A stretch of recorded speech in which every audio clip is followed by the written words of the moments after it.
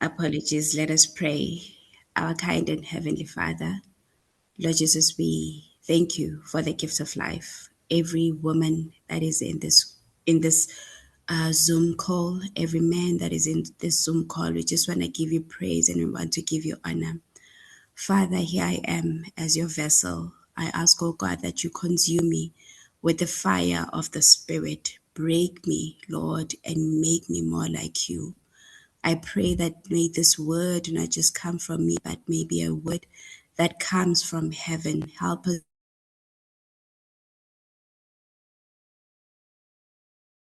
to hear from you, Lord. Help us to have an encounter. Bless us in the wonderful name of our Lord Jesus Christ and Savior, we pray. Amen. Amen. As Queen Brenda said, we will read from the book of John 8, verse is 11. John 8, but I'll start at verse 1 all the way to verse 11. But Jesus went to the Mount of Olives early in the morning. He came down to the temple. All the people came to him, and he sat down and taught them. The scribes and the Pharisees brought a woman who had been caught in adultery. Apologies, ladies. I just need to open something.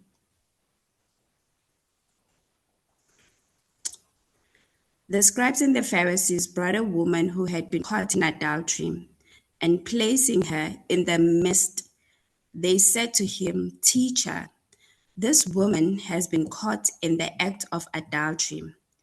Now, in the law of Moses, Moses commanded us to stone such women. So what do you say? This they said to test him, that they might have some charge to bring against him. Jesus sat down and wrote with his finger on the ground. And as they continued to ask him, he stood up and said to them, Let him who is without sin among you be the first to throw a stone at her. And once more he bent down and wrote on the ground. But when they heard it, they went away one by one, beginning with the older one.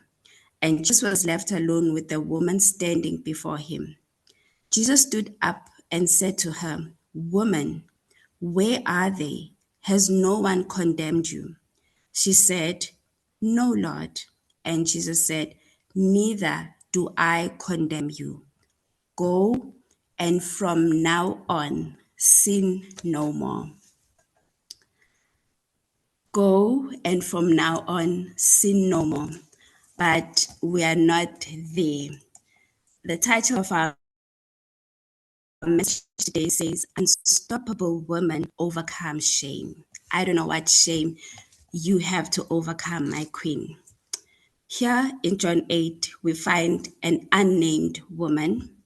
She's caught in the act of adultery by the religious leaders, the men who says they know the law.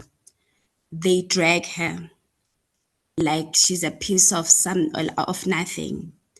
They drag her and they come before Jesus and they say, the law of Moses says this must happen to her. We must stone her.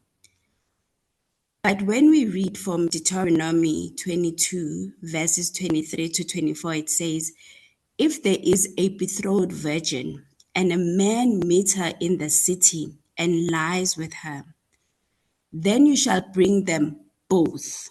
It doesn't say just the woman, it says you must bring them both out to the gate of that city, and you shall stone them to death. And when we read again in Leviticus 20, verse 10, it says, If a man commits adultery with the wife of his neighbor, both the adulterer and the adulteress shall be put to death. So when we read in John 8, we see that there's something that is missing from this accusation that they are bringing. The law says you should bring both and you must punish both of them. The verse does not say the one who is just a woman or just the man, but when we read it says She was caught in the act. She was caught in the act, ladies. So for me, it doesn't mean that the act involves a pole or it involves a tree. She couldn't have been alone. She was caught in the act. Therefore, where is the man when they are dragging her and bringing her before Jesus? We don't see him. I mean, they can't say she was caught in the act, but for some reason, we did not see the man. She was caught in the act, but she was leaving the room or the house of the man. Caught in the act, meaning that there must have been a man with her. But here she is, she's brought before Jesus by herself to face the shame. So often nowadays, even back then, we see that women are the ones who have to bear reproach. Women are the ones who I won't call them, it's too early, but we all know the names that you get to call whenever you are found doing things that are of this manner. And we allow these names to give us a false identity as God's children. We allow these names or the words to shape how we move forward. And it's something that God did not say to us, or God did not give these people the mandate to kill our purpose before it even starts. The purpose that was in this woman being dragged already was being killed. Now, the story changes when grace restores this woman's purpose, unnamed woman. Before Jesus answers them, he stooped down and wrote something. The Bible does not tell us what he wrote. This is me just thinking, here are the Pharisees, the men who know the law, and they keep on saying, we caught her. Jesus stood down. I think he must have written, all have sinned and fall short of the glory of God. You know, when people want you to make you face this shame, they forget that they themselves have fallen short of the glory of God. Jesus didn't add anything to this commotion. He didn't say anything, queens. He didn't ask for them to give him more information like, where is the man if she was caught in the act? He didn't even question the Pharisees, as the Pharisees kept on saying, what do you say? What do you say we must do to her? As they were questioning, Jesus stood up. For me, when Jesus stood down, he took the shame of the woman to the ground. When we are in front of Jesus, he takes our shame and places it underneath us. So he stood down to take her shame. And when he stood up, he restored his daughter. Before he could even say anything, he restored her dignity. Verse 7 says, let him who is without sin among you be the first to throw a stone at her. And immediately after saying that, he went back to the ground and continued writing. At that moment, I believe the Pharisees remember that they too have skeletons in their closets. They too, as they are bringing this lady to say she must be stoned, they remembered we have fallen short of the glory of God. And the Bible says they all left from the older one. It didn't start the younger ones. The older one remembered, no, I've got a lot in the closet, and he left, and they all left. And Jesus doesn't say anything at this moment. I want to say, ladies, there are that you have done or things that you did not really understand And those things, you allow them to change the narrative of your life, not according to God's purpose. Allow me before I continue. When I was a child, those who know me might know the story. When I was growing up, there was a moment where in my life, out of the blue, when we are praying, be at church, be at home, when we are praying, I was up, but during the prayer, I would faint or whatever that will happen to me. And it will be like maybe 15, 20 minutes, I'll be out. And my mom or the woman at church, mothers at church, would be praying over my body at that moment up until I am released from that trance. And it happened for a number of years. My mom took me to different doctors. Doctors could not explain what was happening. In desperation, wanting answers, she took me to, I would say, a Pharisee. And this man, as we sat in his house, he said to my mom, this child, I was in primary, Queens. He said to my mom, this child will never finish school. This child, with everything that is happening in her mind, she will amount to nothing. I'm in primary, listening to this man. And when we left his house, I was broken. But as we are walking to catch a taxi with my mom, she stopped in the middle of the road and she canceled everything that man said over my life. She prayed. She did not care that we are in the middle of the road. She canceled. And I remember as a child, when he was saying it, sitting in his house, I was canceling it in his sofa. I was like, Nkulunkulu, whatever he is saying, that is not going to be me. That is not going to be me. I don't know who he's talking about. That is not me. And I remember when I was doing my honors degree, ladies, things were tough during my life at that moment. And I remember failing every module. And I'm in UNISA. You understand? I'm in the department, and according to the department, when you don't produce results, they have to let you go. I remember the head of the department saying to me, "What's wrong?" And when I've told him everything that I'm going through, he said, "I know that you are capable of more than this. I'm writing a letter that you do not deserve according to the institution, according to the university. We must just let you go. But we are not going to let you go. We are going to give you another chance. I don't know why, but we are going to give you another chance." And he wrote that motivation, taken up to the principal of the university. And I sat there and I was accepted to redo my honors degree. And ladies, when I climbed the stage, when I was graduating, I saw God saying, undeserved grace is given upon you. Therefore, Lord, people may speak, people may say a whole lot of things about you, but if God has not said it, you must not accept it. It is not true unless your Father says, my child, this is what's going to happen. Then you walk with that.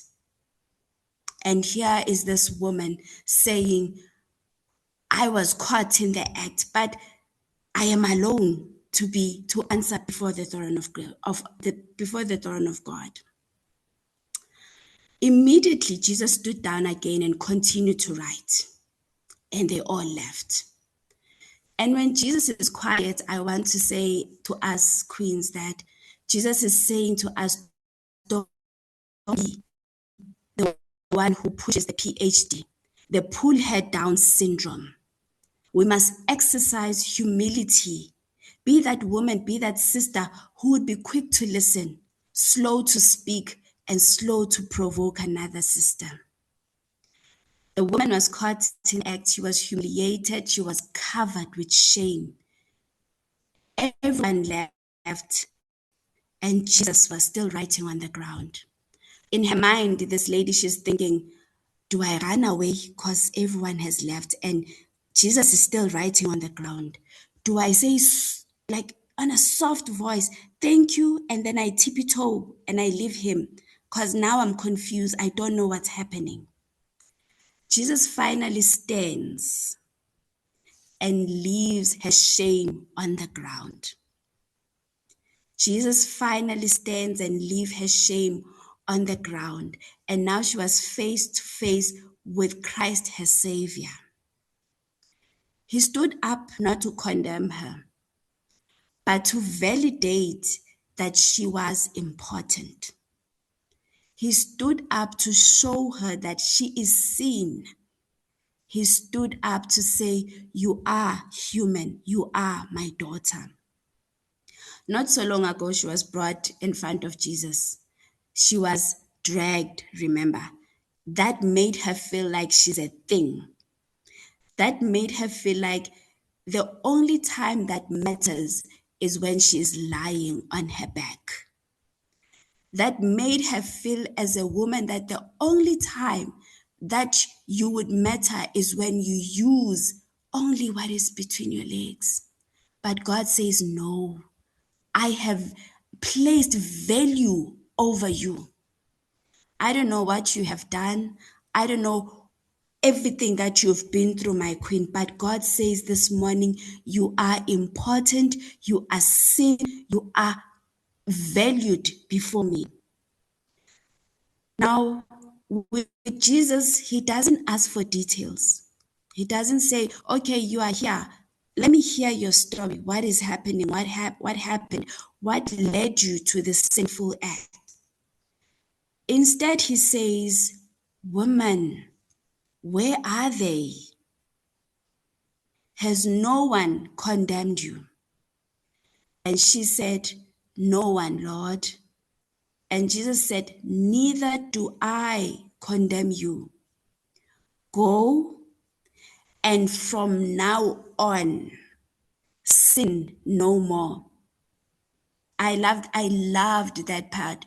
Jesus saying, and from now on, sin no more. Whatever that has happened, I have removed it. Whatever it is that they brought you here for, it does not matter. From now on, sin no more. This morning, Queen, some of us have allowed the past Hallelujah. Hallelujah. to keep us from reaching what God has placed within us, our God-given purpose. Had I listened to that man saying that I will amount to nothing, oh, ladies, I would have said, I don't deserve a matric. I don't deserve the first degree. I don't deserve the second degree. But God said, I have created you. I have created you. You are wonderfully and fearfully made. From now on, go and sin no more. Do not fear what man can do to you. I, your father, I've raised the standard for you. I've raised the standard. Yes, there are people who can stand and say, look at her, it's because of, God says, no, it's not because of you. I have allowed her to climb the stages that I have set before her because she is my daughter. If I stand, some of us will say, if I stand, Aya, and the people that know me, what are they going to say? If I stand and do what you say I must do and go according to the will of God, they will start to whisper the things that I have been doing with them. Do you understand? They will start to condemn me. But remember, Jesus stood down to remove her shame. Remember that. Jesus stood down to remove your shame, to remove everything that people know about you. And he stood up to restore you. You are standing today as a woman, as a man that has been restored. Your shame was left on the ground. When he was writing down, he was saying, I am leaving it here. I stood up so that your shame is no longer with you. Therefore, queens, for you to be an unstoppable woman, You need to heal from your past. For you to be an unstoppable woman, you need to allow the crowd to leave with all their talks. Oh, they will talk. Oh, they will talk. But that's why the Bible says you go into your room, you close the door. Your Father who sees the things that you see in secret will lift you up. Don't be scared. Allow the crowd to leave. They do not understand the work that God is doing in you. For you to be an unstoppable woman, don't allow your past to define you, but allow God's undeserving grace to restore your identity in Christ. He says to us this morning, my daughter, my child, I do not know who spoke over your life, my sisters. I know we all have skeletons. God says the skeletons, allow them to die. Allow them to die. And from now on, sin no more. My grace has restored you. Go, my daughter. And from now, just if you can just remember, from now on, it doesn't matter what the past looked like. It doesn't matter what yesterday, it doesn't matter 5 o'clock this morning, what 5 o'clock looked like. God says, from now on, sin no more. My grace has restored you. Amen, ladies.